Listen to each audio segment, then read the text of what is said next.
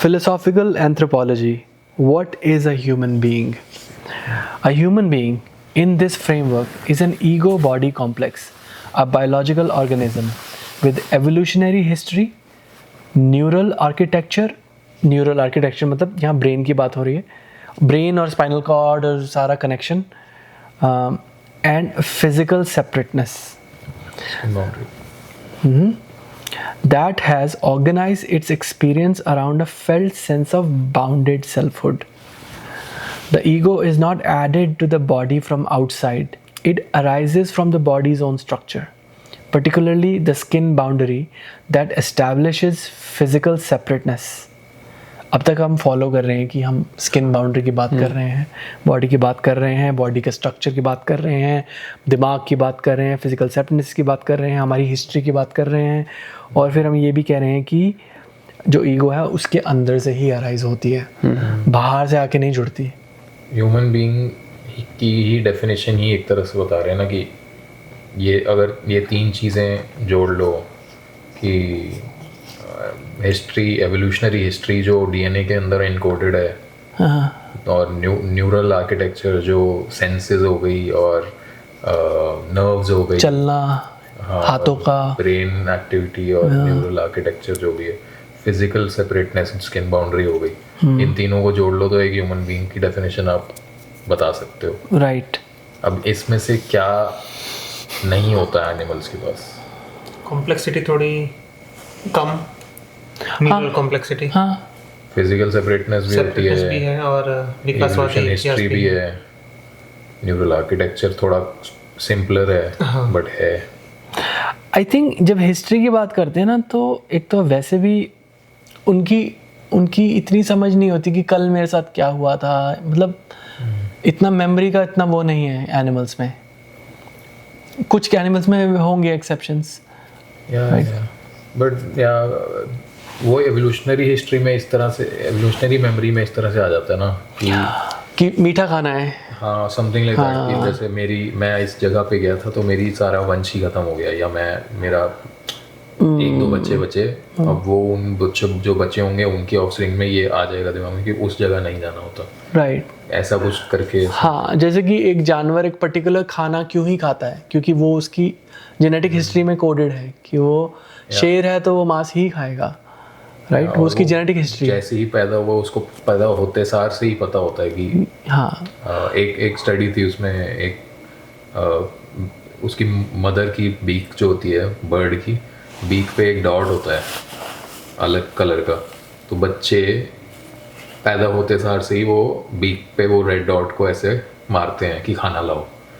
तो एक एक्सपेरिमेंट हुआ था, कोई बंदा था वो चाह रहा था ये एनिमल बिहेवियर वगैरह स्टडी करना, तो उसने एक कार्डबोर्ड का बीक बनाया, उस पर बीक भी क्या शेप दे दी बस कार्डबोर्ड की, और डॉट बना दिया. वो उस पर भी वो बीक पे ऐसे मारते थे. That's crazy. आई थिंक वही है, जीन्स वाली जो वीडियो थी उसमें ही आया था. Like these kind of things, right, these are like nobody taught them. उनके ब्रेन में कैसे आई? डीएनए में ही है सीधा. या बट फिर तो सेम ही है फिर ह्यूमन. अब तक तो चल रहे हैं हम साथ ही. The human being is distinguished from other animal not by the presence of an ego. Animals have rudimentary egoic structure, आ गई ना बात, but by the complexity, narrativity and reflexive capacity of human ego. Yeah. ठीक पढ़ रहा हूँ मैं ये. The human being is distinguished from other animals not by presence of an ego, but by the complexity, narrativity and reflexive capacity of the human ego. Okay. Presence of ego पे difference नहीं है, ego दोनों में है. दोनों में है. लेकिन डिफरेंस कहाँ है? कॉम्प्लेक्सिटी कितनी है ईगो की, हाँ, और नरेटिविटी कितनी है ईगो की, स्टोरी बनाने की जो ताकत है, नरेटिव्स क्रिएट करने की. बिल्कुल. और रिफ्लेक्सिव कैपेसिटी, इसको भी हम उस दिन कर रहे थे ना सर्च की, रिफ्लेक्ट करने की, कि अपने ही बारे में, अपने आप को ही देख पाने के बारे में. यस. रिफ्लेक्ट कर पाने की एबिलिटी, अपने आप को ही देख के कि मैंने कुछ सोचा या मैंने कुछ किया. तो ह्यूमन में एक ऐसी चीज़ है जो एनिमल्स में नहीं होती वो है रिफ्लेक्सिव कैपेसिटी।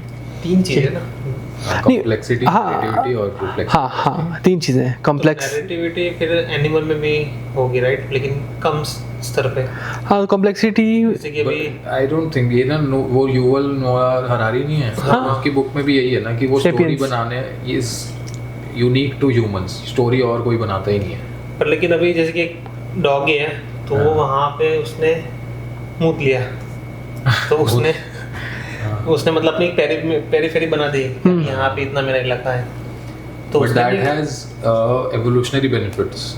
वो लैंड को वो कर रहा Occupy। है कि ये मेरा इलाका है और इस इलाके में जो भी लेडीज हैं वो मेरी है, या इस इलाके का जो भी खाना है वो मेरा है। वो एवोल्यूशनरी वो टैक्टिक भी है एक ना, नैरेटिव में नहीं आ जाएगा, वो डीएनए में आएगा आई थिंक कि अगर वो ये ना करे तो वो डीएनए प्रोपेगेट नहीं कर उसकी। पाएगा।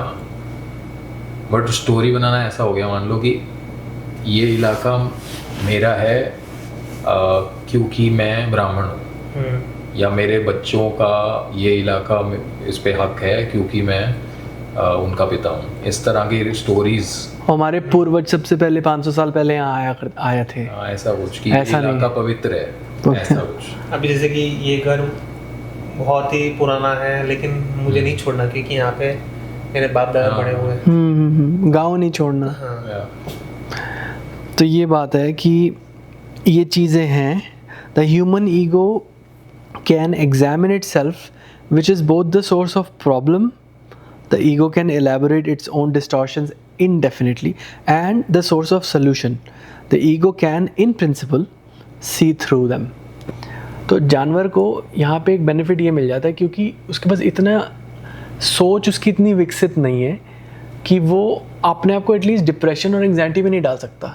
तो कुत्ता का भी डिप्रेस्ड हो के, मतलब कुत्तों को भी डिप्रेशन होती है पर जानवर यूजुअली इतना वो शायद स्थिति की बात हो रही है ना, एग्जिस्टेंशियल ड्रेड नहीं होता उनको, एग्जिस्टेंशियल सफरिंग नहीं होती शायद, है ना? या क्योंकि इतनी कॉम्प्लेक्स है और फिर उनको एक जो ये तो बेनिफिट हो गया कि उनको इस तरीके से दुख नहीं होता, पर उनको जो नुकसान है वो ये है कि वो देख भी नहीं सकते, रिफ्लेक्ट भी नहीं कर सकते अपने ऊपर। वो ह्यूमन को इन प्रिंसिपल मिला हुआ है, ऑन पेपर कह सकते हैं, boon and a bane both, right? Boon and a bane. But इसको और एक्सप्लोर करना है क्या कि ह्यूमंस, वो बहुत संत वाणी में बहुत सारा आता है ना कि ह्यूमन की जो आपको मिला है एक चांस ह्यूमन होने का, वो 84 लाख। हाँ, बहुत मानते हैं ना कि like it's very rare and you should use it to the fullest. इसके बारे में एक्सप्लोर करना है कि कर सकते हैं इस पे कि ये वही बात है। और देखो मेरे को ये चीज़ ऑलमोस्ट ऐसा लाइक मुझे लग रहा है इन्होंने बड़ी इंटरेस्टिंग इन प्रिंसिपल डाल दिया बीच में। The ego can in principle see through them, मतलब ऑन पेपर कर सकती है, ऐसा ज़रूरी नहीं करेगी।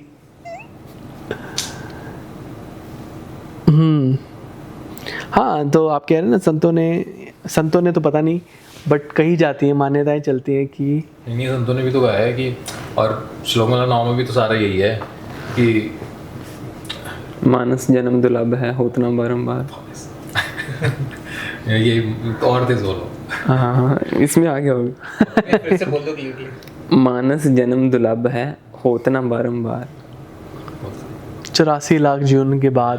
और उससे पहले भी डांट यही रहे थे कि अब तुमने मिल गया है तुम्हें मानस जन्म, उसके बाद भी तुम उम्र निकाली जा रहे हो, वृद्ध भय बूझे नहीं, काल पहुँचो आन। तो बात तो कुछ है इम्पोर्टेंट ह्यूमन होने में।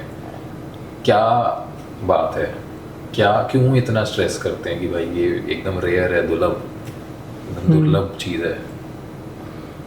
सुमरन कर ले मेरे मना, बीती उम्र प्रभु नाम बिना, ये भी गुरु नानक देव जी का है। तो सिमरन कर ले, सिमरना क्या है? यही है कि you can see through it. But why do we need to? To what? Like, why couldn't we just be animals? What's the benefit that these guys are talking about? ऐसा क्या खास चुनाव?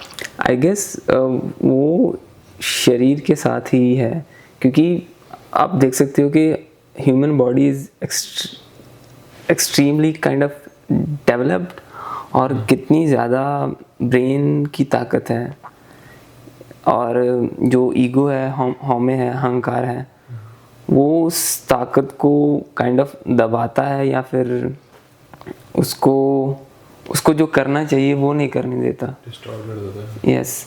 तभी शायद वो कहते हैं कि अब हम देख सकते हैं कि क्या क्या कर सकते हैं हम। एक ये फ़ोन बना सकते हैं, लैपटॉप, इतनी बड़ी बिल्डिंग्स खड़ी कर सकते हैं, चांद तक पहुंच सकते हैं, रॉकेट्स बना सकते हैं, और ये कितने कॉम्प्लेक्स टास्क कर सकते हैं। आई गेस ये दुर्लभ है शायद क्योंकि ह्यूमन काफ़ी ब्रेन पावर उनके पास बहुत है, मे बी इसलिए शायद। और ऑल्सो ये भी तो बात है ना कि वो देख सकते हैं कि वो उनमें अहंकार भी है।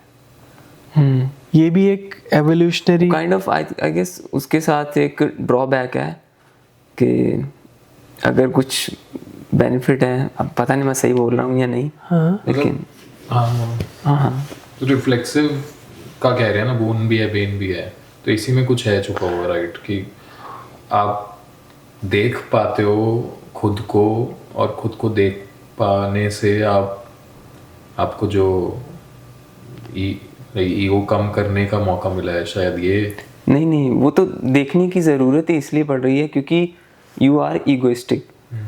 और अगर आप सहज काम करने लगो, सहज बहने लगो, जैसे नदी बहती है, हवा चलती है, प्रकृतिस्थ हो जाओ, तो आपको थोड़ी ना देखने की ज़रूरत है। तो आप बस काम करो ना। वो तो this machinery is kind of, यार आई गेस इसको दुर्लभ कहा जा रहा है। Human complexity becomes his own suffering, है ना? उसकी कॉम्प्लेक्सिटी उसकी सफरिंग में, और वही उसका सोल्यूशन भी बनता है। ये दोनों एक साथ हैं। That's the problem choice. ये है कि कॉम्प्लेक्सिटी के साथ साथ एक सेपरेटनेस का आने के बाद, जैसे कि कोई एनिमल, कोई इंसान ही है जंगल में हो रहा है, तो फिर उसको भी सफरिंग तो होने वाली है कि उसको कुछ चाहिए, पता नहीं क्या चाहिए, पर कुछ चाहिए। एनिमल को नहीं, कोई ह्यूमन जंगल में जैसे बॉर्न हुआ या फिर छोटे से गांव में भी है, राइट, तो उसको भी एक सफरिंग तो होगी, अस्तित्वगत वाली जो सफरिंग बोलता हूँ। तो उसके पास चांस है, मौका है कि हाँ वो अपने आप को जान सके, कि हाँ रिफ्लेक्ट कर सके, जैसे कि पहले मैंने ये चीज़ें की थी, इससे मुझे दुख मिला था, तो मुझे क्या नहीं करना चाहिए, या फिर एटलीस्ट एक डायरेक्शन में आगे बढ़ सके। बट मेरे दिमाग में ये चल रहा है मेरे को ऐसा लग रहा है कि मैंने आपकी जेब से मैंने 100 रुपये लिए थे, अब आप -100 पे और आपको ये 100 वापस कमाने हैं धीरे धीरे, आपको वापस 0 पे आना है ना? यही हो रहा है ह्यूमंस होने के लिए। आपसे पहले कुछ ले लिया गया, -100 करके भेजा गया, आपको सफरिंग के साथ भेजा गया, आपको सफरिंग को सॉल्व करते जाना है। ऐसा ही कहना चाह रहे हैं ना कुछ? इसमें स्पेशल क्या है? उनके पास ऑलरेडी 0 था, एनिमल्स पे 0 पे ही बैठे थे ऑलरेडी, आपसे -100 लेके फिर आपको 100 पे पहुंचाने का क्या पॉइंट है? इसमें स्पेशल क्या हो गया? मैं समझा नहीं। मैं भी नहीं समझ पा रहा हूँ। कोई गड़बड़। मान लो आपके पास मैं अहंकार के साथ ही पैदा हुआ। हाँ, आप सफरिंग के साथ पैदा हुए, सफरिंग के साथ -100 पे हुआ, -100 इन डेट, ठीक है? आपको वापस 0 पे जाना है, लिटरली 0 पे जाना है। तो 0 पे जाना है आपको, और एनिमल्स ऑलरेडी 0 में है, राइट? आपको -100 से 0 पे जाना है, वो ऑलरेडी 0 पे है। नहीं यार, आप कह लो पहले। तो फिर स्पेशल क्यों बोला जा रहा है? Just because you are suffering, Animals 0 पे कहाँ है? Solution to suffering. We have the choice ना। अब ऐसा नहीं है कि सफरिंग के साथ ही काइंड ऑफ पैदा, जितनी सफरिंग फिजिकल सेपरेटनेस की है वो तो एनिमल्स में भी है। तो आई गेस वो धीरे धीरे बिल्डअप होती है ना, इसको कैसे कहा जाए, ये साइकोलॉजी। यस। एनिमल्स प्रकृतिस्थ हैं, बट उनकी जिंदगी में सफरिंग भी नहीं है। Right, so they are better off, but they are not, you can say they are liberated. उन्हें लिबरेटेड नहीं कहेंगे ना। अभी मगर लिबरेटेड होने की ज़रूरत भी तो उनको है नहीं ना। उनके लिए NA है उनके लिए, liberation, हाँ NA not है, applicable। हाँ। पर आई थिंक ये जो लिबरेशन की बातें चलती है ना, ये नेक्स्ट स्टेप ऑफ एवोल्यूशन है। यहाँ तक हम इवॉल्व कर गए कि हम अब इतनी चीज़ें बना सकते हैं, पर इसके आगे भी एक आई थिंक आयाम है, वो ये है कि अब अपने जंजाल से भी निकलो है। एक ये नई स्पीशी बन जाएगी अगर ये सबको बात समझ आ जाए तो। आई वुड से शायद यहाँ ये कहा जा रहा है कि आपको एक बहुत सही मशीन मिली हुई है, और बिकॉज आप अहंकार की वजह से यू थिंक कि इसको चलाने वाला मैं हूँ, तो इस वजह से आप इसको डिस्टॉर्ट करते हो। तो दैट्स अ चॉइस कि आप ऐसा, suffering is a choice I guess, कि ऐसा नहीं कि आपको 100 ऐसे -100 पे भेजा गया है। आपको एक चॉइस दे के भेजा गया है कि ले लो, अगर चाहिए तो ले लो, नहीं चाहिए तो। जैसे कि कोई नॉर्मल, अभी जैसे कि हम लोग ही हैं, मैं खुद ही हूँ, तो आज से 10 साल पहले तो मुझे ऐसे कुछ चीज़ की थी नहीं तड़प सफरिंग की या फिर लिबरेशन की। तब तो मैं अपने में मस्त था, मुझे ये चीज़ करनी है, ये चीज़ करनी है, जो भी मेरे आसपास की 5, 10, 50 चीज़ें थी, मुझे बस मैं उसमें लिपटा हुआ था। तो उसके लिए तो कुछ वो बात अभी हो ही नहीं रही, या फिर वो सुनिएगा भी नहीं, क्योंकि वो जो इंसान था उसी को फ़ायदा होगा ना अगर सुनेगा तो, पर उसको ऑलरेडी वो अपने में मस्त है। तो ये चीज़ बात किसको कह रहे हैं कि जो ऑलरेडी सफरिंग को फील कर चुका है। जैसे कि हम आचार्य जी बोलते हैं कि इग्नोरेंट को बोलने से मतलब नहीं है। जैसे कि मैं मेरे पापा को भी जाके बोलूँगा कि आप सुनो, इनको सुनो, पर उनको सुनना ही नहीं है, तो मैं उन पर प्रेशर डाल नहीं सकता। ऐसे में तो उसको तो पहले दिखाना पड़ेगा ना कि यू आर सफरिंग। हाँ, अब मानना ना मानना, वो ये अब ना मानने को मत मानो, मगर अगर आपके एक्शन से, आपकी ज़िंदगी से ये दिख रहा है कि दैट यू आर सफरिंग, तो पहला काम है कि उसको आईना दिखाओ, तो उसके बाद फिर काम। इसमें फिर बात वही है कि ये जो दुर्लभ जो जन्म है वो किसको समझ में आ पाएगा, या फिर एटलीस्ट थोड़ा बहुत दिख भी पाएगा, कि जो ऑलरेडी अपने आप को देख रहा है कि मैं ऑलरेडी बहुत बुरी हालत में हूँ, और लेकिन एक वो स्पार्क दिख रहा है मुझे, मैं उसकी तरफ बढ़ सकता हूँ। मेरी जो भी इग्नोरेंस है, मैं पागलों की तरह दुखी रहता हूँ, उससे मैं बाहर निकल सकता हूँ। आई गेस द मोटिव इसलिए दुर्लभ नहीं कहा जा रहा कि आप ईगो के साथ पैदा हुए और आप उस गोल को अचीव करना है कि आपको ईगो कम करनी है या शून्य करनी है। काम उसके बाद शुरू होता है कि क्योंकि ईगो थी ज़्यादा, तो इस वजह से आप जो आपको करना चाहिए, हाँ, आपके फुल पोटेंशियल पे आप काम नहीं कर पा रहे थे, आप बॉडी को काम नहीं करने दे रहे थे, तो काम उसके बाद शुरू होता है। The same body that generates the ego is also, when the ego steps aside, the universe's instrument. Right? वही जो बॉडी जो ईगो बनाती है, वो अगर जब ईगो हट जाए तो वो यूनिवर्स का एक इंस्ट्रूमेंट बन जाती है। Brain and body freed from egoic commandeering operate with a natural intelligence that exceeds anything the ego can deliberately engineer. The highest human possibility is not the ego's triumph over the body, but the ego's sufficient thinning to allow the body's natural intelligence to express itself freely. I think very बात। जो भी ऐसे ही कह रहे थे ना, यही point कि ईगो हट जाए तो यूनिवर्स का आप इंस्ट्रूमेंट बन जाते हो या प्रकृतिस्थ हो जाते हो।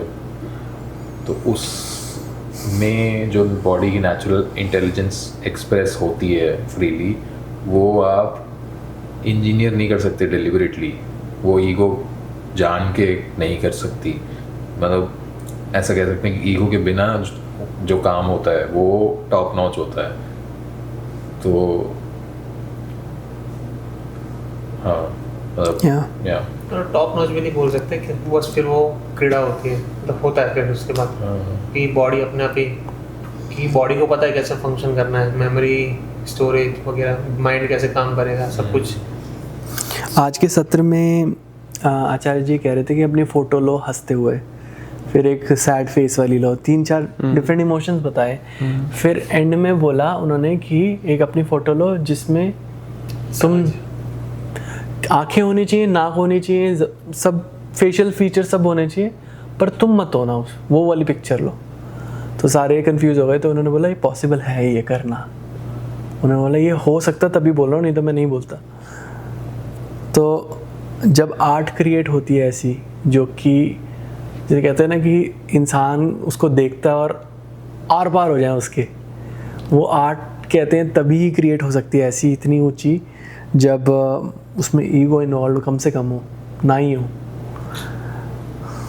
एग्जाम्पल भी देते ना अच्छा जी, गाड़ी वाला के ग्रेविटी से नीचे जा सकती है, बट उसमें ड्राइवर बैठा हुआ है जो अपने हिसाब से चलाना चाहता है, और वो इधर उधर गाड़ी की हालत ख़राब कर देता है।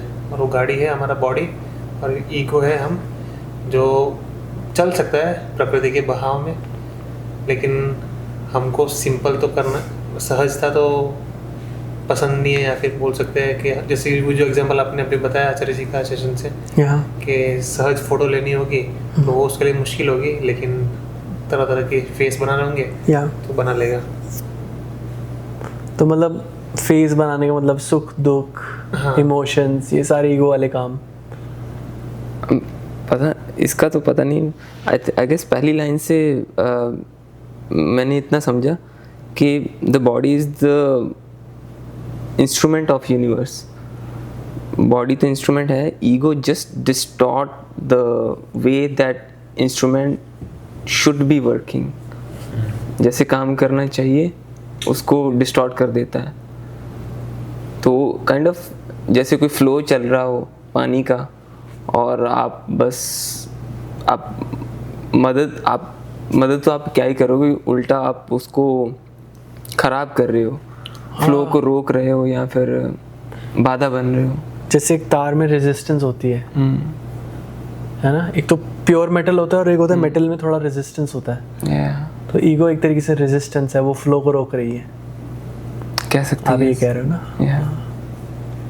ये गुरु नानक देव जी के हुक्म से बहुत मिलता जुलता है कि हुक्म में अंदर सबको, बाहर हुक्म न कोई, नानक हुक्म जे बुझे था हो में कहे न कोई।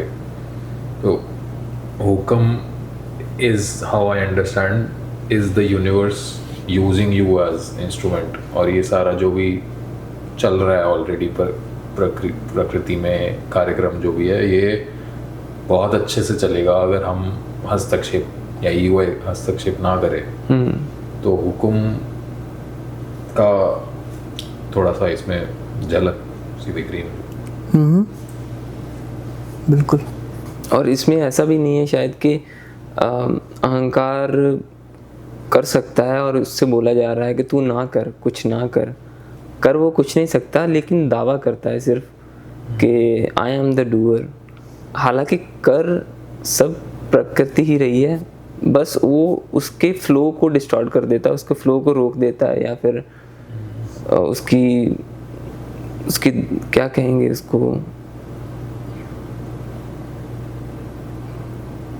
उसको बहने नहीं देता अच्छे से। या जो उसकी नेचुरल इंटेलिजेंस है वो बता रहे हैं, वो it exceeds anything the ego can deliberately engineer. Yes, आप कोशिश करके भी नहीं ईगो वो चीज़ बना सकती जो नेचुरली गिवन है।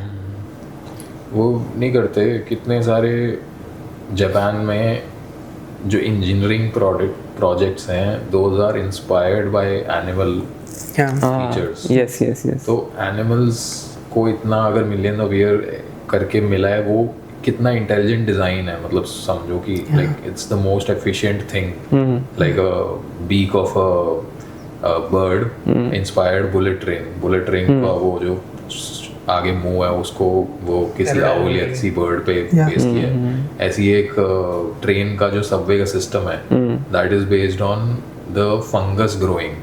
एक फंगस होती है जिसको एक मेज में डाल दिया था, तो वो फंगस सबसे फास्टेस्ट एक पॉइंट A पॉइंट B तक जाने का सबसे फास्टेस्ट या ऑप्टिमल रास्ता चुन के बताती है।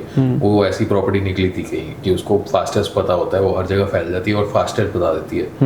और वो कोई भी मैथ्स का एल्गोरिदम आपको फास्टेस्ट या मोस्ट ऑप्टिमल नहीं बता पाएगा, वो फंगस ने जो बताया। तो that intelligence is already in nature, right? वो इंटेलिजेंस अगर आप हस्तक्षेप ना करो, वो वैसी इंटेलिजेंस है जो बड़ी माँ ने दी। मैं फिजियोलॉजी पढ़ रहा था अभी लास्ट सेमेस्टर, उसमें एंटीबायोटिक्स जो आपकी एंटीजेंस होते हैं अंदर, जो पूरा सिस्टम है इम्यून सिस्टम, इतना इंट्रिकेट है ना, आपको लगेगा आप जब देखो तो कि जैसे कि सच्ची में कोई मशीन है, वो ऐसे वायरस को पकड़ती है, फिर दूसरे के पास जाती है, दूसरे वाला तो उसे अप्रूव करता है, फिर उसकी मल्टीपल जनरेट करते हैं सेल्स ताकि आने वाले में फिर उसको डिस्ट्रॉय करता है। लाइक ये सब चल रहा है और वो डिज़ाइन से हम कॉपी करके रोबोट्स वगैरह बनाते हैं या हम इंजीनियर करते हैं हम इससे इंस्पायर करके। तो nature knows what to do. That is true intelligence, right? इतना उसको आप कॉपी ही कर सकते हो, ज़्यादा से ज़्यादा कॉपी भी आप 19 ही करोगे, 20 तो करोगे। और हम भी जो बने हैं इतनी एवोल्यूशन के बाद, ये भी तो एक अमेजिंग डिज़ाइन है ना। राइट। ठीक है, तो इसमें जो हाईएस्ट पॉसिबिलिटी है वो ये नहीं है कि ईगो की ट्रायम्फ हो जाए उसकी बॉडी के ऊपर, बट ईगो की सफिशिएंट थिनिंग हो जाए ताकि जो उसका नेचुरल इंटेलिजेंस है वो एक्सप्रेस हो पाए फ्रीली बॉडी का। तो ये हमने सारे एग्जांपल्स चलो बाहर के ले लिए, किसी ने ऐसा कर दिया, किसी ने ऐसा किया, बट हम हमारा पर्सनली डेली रूटीन को भी देखने जाए तो बहुत सी चीज़ ऐसी होती है कि जैसे कि दिन का मुझे 3-4 चीज़ें थी या फिर 10 चीज़ें थी जो मैं कर सकता था, बट कहीं ना कहीं मैंने अपने आलस में या फिर अपने जो भी इंस्टिंक्ट्स है कि हाँ चलो मैंने उसको छोड़ के टीवी देख लिया, ये सीरीज़ नहीं आई मैंने वो देख ली, तो ईगो ने इंटरफियर कर लिया, तो मैं मेरा जो काम था वो नहीं कर पाया जो मैं 10 हफ्तों में, अगर मैं किसी पर्टिकुलर कीबोर्ड पे मैं एक्सपर्ट हो पाता, बट मैंने 10 हफ्तों में 10 दिन वेस्ट कर दिए। तो जो मेरा जो जो मैं कर सकता था वो नहीं हो पाऊंगा। एग्जैक्टली। तो जो एक फ्लो था उसको डिस्टॉर्ट किसने किया? ईगो ने। मगर इसमें ऐसा भी तो बोला जा सकता है कि आपको कैसे पता कि वो आपने जो डिसाइड किए 10 काम वो करने लायक है या फिर वो ईगोइस्टिक नहीं है? क्या पता जो डिसाइड किया करने लायक वो ही डिस्टॉर्शन है। यस। हाउ डू यू और नेचुरल इंटेलिजेंस तरीके ढूंढ रहे हो उसे अवॉइड करने के। कुछ भी हो सकता है। वैसे just to elaborate on what you saying, कई हम वीडियोस भी देखते हैं और ऐसी कहानियां भी बड़ी सुनी है कि किसी की जान बचाने का मोमेंट आता है तो एकदम से कुछ मिराकुलस कोई कर जाता है, और ऐसी वीडियोस भी हैं मम्मी वगैरह, मदर्स फादर्स या इवन स्ट्रेंजर्स समटाइम्स, कि वो आके एकदम गाड़ी आ रही थी हटा देते हैं रास्ते से, तो वो नेचुरल अहंकार मर गया आधे सेकंड के लिए या जो भी हुआ, इंस्टिंक्ट कह लो या जो भी कह लो। There is also physiological changes, जैसे मदर्स का जो एग्जांपल है उसमें वो कुछ होता है, अगर कि कोई बच्चा लेके भाग गया मान लो, या कोई शेर या कुत्ता आ गया आपके बच्चे के पास, तो एकदम से एड्रेनलिन रश और एकदम से वो आ जाते हैं जो आपके मसल्स का जो वो नहीं होता, वो क्या होता है एकदम इम्पैक्ट वाला जो चीज़ होती है कि रिफ्लेक्सेस, कि जो आपके मसल्स को एकदम पावर दे देती है, ऐसा कुछ रिलीज होता है जो एकदम आपको भर देता है पावर से। जैसे वो क्या लगता है जब शॉक लगता है तो एक इंजेक्शन, एनाफिलैक्टिक प्रॉब्ली दैट, तो वो जो भी वो उसमें होता है ना, that runs throughout your body to give you like a very adrenaline ही होता है शायद, जैसे एड्रेनलिन होता है ना कि प्री वर्कआउट लेने के बाद आप ज़्यादा लिफ्ट पंप कर सकते हो, something like that automatically gets kicked in when you adrenaline ही होगा। तो physiologically that's also encoded already, but मान लो अब उस मोमेंट पे अगर कुछ और चीज़ आ गई दिमाग में, ego makes you think that this is not my child, this is somebody else's child, तो वो आ भी रहा होगा शायद physiologically, but then maybe you distort it, maybe you say कि इसको नहीं ज़रूरत है तो इसको मैं बचाने जा रही हूँ, ये तो मेरा है ही नहीं, छोड़ दो, ऐसा कुछ डिस्टॉर्शन में भी I am thinking. But basically point ये है ना कि जैसे मानस दुर्लभ भी ये इसी वजह से कह रहे थे कि वो एग्जांपल था ना कि स्पाइडरमैन आप सब हो और that comes with the responsibility.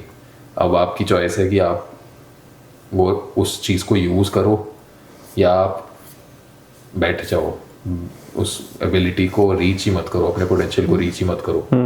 Spiderman तो हो, उसके बाद अब आपको आगे मकड़ी काट गई, there is no other choice now, अब आपको काट ही गई है, अब आपको दे दिया गया potential to be suffering all through your life, or you can alleviate suffering. Then it's up to you if you want to alleviate suffering and through that you want to help others also. Right.